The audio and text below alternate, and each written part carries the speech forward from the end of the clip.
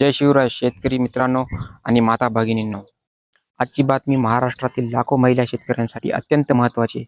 आजपर्यंत अनेक महिला दिवसभर शेतीत राबल्या, पण सरकारी कागदपत्रांमध्ये त्यांना शेतकरी म्हणून स्वतंत्र ओळख मिळाली नव्हती.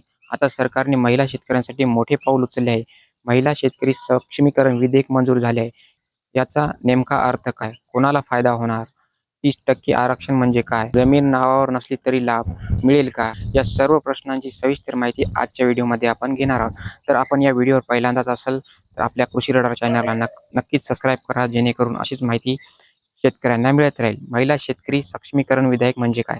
महाराष्ट्र शासनाने महिला शेतकऱ्यांना अधिकृत ओळख आणि हक्क देण्यासाठी विधेयक मंजूर केले आहे. याचा उद्देश म्हणजे शेतीमध्ये प्रत्यक्ष काम करणाऱ्या महिलांना शासनाच्या नजरेत स्वतंत्र शेतकरी म्हणून मान्यता मिळावी. हे विधेयक का आवश्यक होते? आजही अनेक महिला सकाळपासून ते संध्याकाळपर्यंत शेतीची सर्व कामे करतात. ती म्हणजे पेरणी असो, निंदणी असो, कापणी असो, पशुपालन असो, दुग्ध व्यवसाय असो, सर्व जबाबदाऱ्या पार पाडतात. पण जमीन पती, वडील किंवा इतर कुटुंबियांच्या नावावर असल्यामुळे अनेक योजनांमध्ये त्यांना थेट लाभ मिळण्यात अडचणी येत होत्या. या निर्णयामुळे काय बदल होऊ शकतो आता? या विधेयकामुळे महिला शेतकऱ्यांना स्वतंत्र ओळख देण्याचा मार्ग मोकळा होऊ शकतो.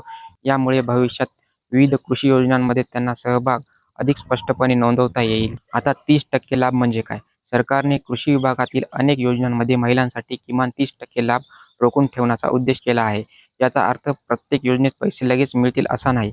प्रत्येक योजनेचे स्वतंत्र नियम आणि पात्रता असतील.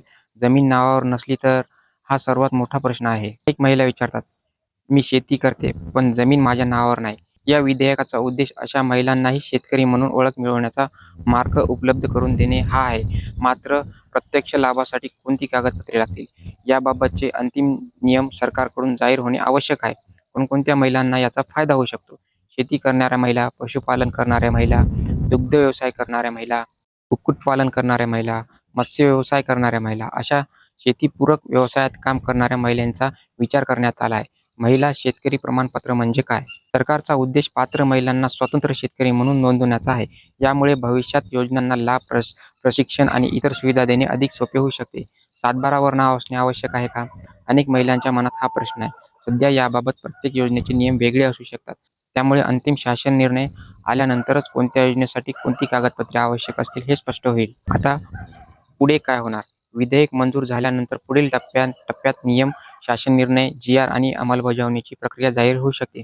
म्हणून अधिकृत अपडेट येईपर्यंत अफवांवर विश्वास ठेवू नका. महिलांनी आता काय तयारी करावी? आधार कार्ड अद्ययावत ठेवा, बँक खाते सक्रिय ठेवा, जमिनींशी संबंधित कागदपत्रे उपस्थित ठेवा, सरकारी योजनेची माहिती अधिकृत स्रोतांपासून घ्या. महिला शेतकरी सक्षमीकरण विधेयक हा महिलांच्या शेतीतील योगदानाला मान्यता देण्याच्या दिशेने एक महत्त्वाचा टप्पा आहे.